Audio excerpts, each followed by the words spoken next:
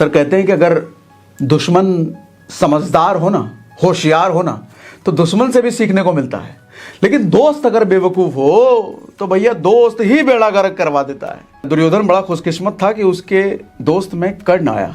कर्ण कौन था मालूम? कर्ण का परिचय आप शायद जानते नहीं है ढंग से। हाँ मानता हूं देखा होगा सीरियल वीरियल, लेकिन ढंग से परिचय बताता हूं। कर्ण कौन था? कर्ण वो था जब द्रोणाचार्य की शिक्षा पूरी हुई थी ना, तो उन्होंने कहा था कि तुम अब इस लायक हो चुके हो कि पूरी धरती पर अगर तुमको कोई हरा सकता है वो सिर्फ और सिर्फ महादेव हरा सकते हैं, और पूरी धरती पर किसी की औकात नहीं है तुमको हरा दे। वो था कर्ण। महाभारत युद्ध जब हो रहा था, जिस रथ पर अर्जुन बैठा था उस रथ के सारथी श्री कृष्ण, और उसी रथ पर अदृश्य रूप से हनुमान जी, बजरंगबली। ध्यान से समझिए कृष्ण और हनुमान जी कौन हैं। श्री कृष्ण है विष्णु के अवतार और हनुमान जी हैं भगवान शिव के अवतार, यानी कि सृष्टि के दो सबसे पावरफुल। इनसे पावरफुल कौन? दुनिया में सृष्टि में जितनी चीजें हुई हैं ब्रह्मा जी को छोड़ के इन्हीं दोनों चीजों ने किया है, या तो विष्णु जी या शिव जी। अच्छा, ये दोनों ही के रूप एक रथ पर सवार हैं, और उस रथ पर कोई इंसान जब बाण चलाता है और उससे वो रथ 2 कदम पीछे चला जाए, सोच के देखो वो इंसान कितना ताकतवर है। सृष्टि के 2 सबसे पावरफुल भगवान जिस रथ पर हैं, उस रथ को 2 कदम पीछे भेज देने वाला कितना ताकतवर होगा। सर एक अर्जुन क्या, 1 लाख अर्जुन मिलकर के भी एक साथ लड़ते ना, तो कर्ण को नहीं हरा सकते। वो था कर्ण, लेकिन एक मामूली से अर्जुन के बाण से मारा गया। संगति का असर, दुर्योधन की संगति का असर। मुझे नहीं लगता कि बुरी संगति से बर्बादी का इससे बेहतर एग्जाम्पल कुछ हो सकता है। अमीर बनना है ना, पैसा कमाना है ना, और संगत हो चिल्लड़ के, चोरों के, लफंगों के, कहां से अमीर बनोगे भाई? नहीं बन सकते ना, नहीं बन सकते। छोड़ दो। लीनियर थॉट और कंपाउंडिंग थॉट को समझो। आदमी लीनियर थॉट के पैटर्न पर सोचता है। क्या होता है? सिगरेट पीने वाला आदमी होता ना, करने वाला, पहली बार, अच्छा कोई अपनी मर्जी से तो नशेड़ी बनता नहीं सिगरेट का, या दारूबाज का, या ड्रग्स का, अपनी मर्जी से नहीं बनता। कोई ना कोई दोस्त के भेष में वो जो रावण आता है, अरे ले ना, कौन देख रहा है, ले एक बार ले लिया, 2 दिन बाद फिर मिला, अरे लेना, अरे नहीं यार परसों कर लिया था, ठीक नहीं ले, अरे इतने में थोड़ी कुछ होता है, ले।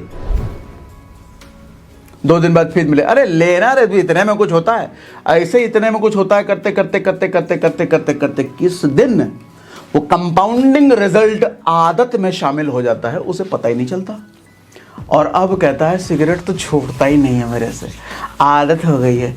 दिन भर में जब तक 5-6 सुट्टा ना मारे, आज भूख नहीं लगती, प्रेशर नहीं बढ़ता, काम नहीं होता, फोकस नहीं होता। सो दुनिया में कोई भी चीज अगर आप लगातार कर रहे हो ना, उसका रिजल्ट आपको कंपाउंडिंग वे में मिलेगा, लेकिन आदमी सोचता लीनियर वे में है। वॉरेन बफे की संपत्ति 84 बिलियन टोटल। एक किताब है साइकोलॉजी ऑफ मनी, अच्छी कुक है।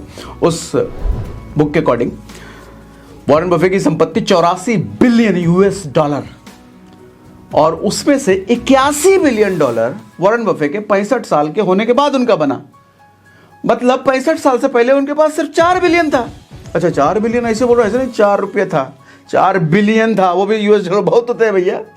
लेकिन बात यह है कि 90% से ज्यादा प्रॉपर्टी, 90% से एसेट से ज्यादा पैसा उनका तो 65 साल होने के बाद बना। तो फिर ये कैसा इन्वेस्टमेंट? समझाता हूं सर। एक अच्छा इन्वेस्टर और एक बहुत अच्छा इन्वेस्टर में मालूम है फर्क क्या होता है? एक अच्छा इन्वेस्टर टेक्निकल चीजों का मास्टर होता है, लेकिन एक बहुत अच्छा इन्वेस्टर टेक्निकल चीजों के साथ साथ लंबे समय तक धैर्य रखने में मास्टर होता है। समझाऊं? साइमंस, क्या नाम था उसका? जिम साइमंस हर साल 66% एनुअल ग्रोथ लेता था अपने संपत्ति पर, वो 66% और वॉरेन बफे सिर्फ 22% एनुअल ग्रोथ। सर फिर भी जिम साइमंस की टोटल संपत्ति 21 बिलियन US डॉलर की है, जो कि 70% से ज्यादा कम है वॉरेन बफे से। फिर से समझाता हूं, सर वॉरेन बफे 22% के रेट से ग्रो करते हैं अपने आप को, ये जिम साइमन 66% एनुअल के रेट से ग्रो करता है, लेकिन फिर भी इसकी संपत्ति वॉरेन बफे से 70% कम है। कैसे? क्योंकि इसने, जिम साइमंस ने अपनी जिंदगी के 50 साल तक कोई इन्वेस्टमेंट किया ही नहीं। 50 साल के बाद इसने इन्वेस्टिंग शुरू करी। लेकिन वॉरेन बफे जब 10 साल के थे तब से इन्वेस्टिंग कर रहे हैं। यानी कि एक चीज समझ में क्या आता है, इन्वेस्टिंग में आपकी एक्सपर्टीज, आपकी टेक्निकल चीजों पे एक्सपर्टीज से ज्यादा मैटर करता है टाइम, कितना लंबा समय उसमें दिया है वो मैटर करता है।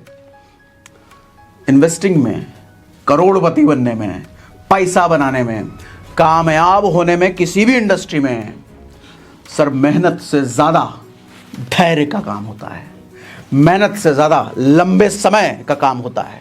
यह लंबा समय इतना ताकतवर होता है ना, आपकी बड़ी से बड़ी गलतियों को भी छुपा देता है और आपके छोटे छोटे पैसे को भी बहुत बड़ा बना देता है।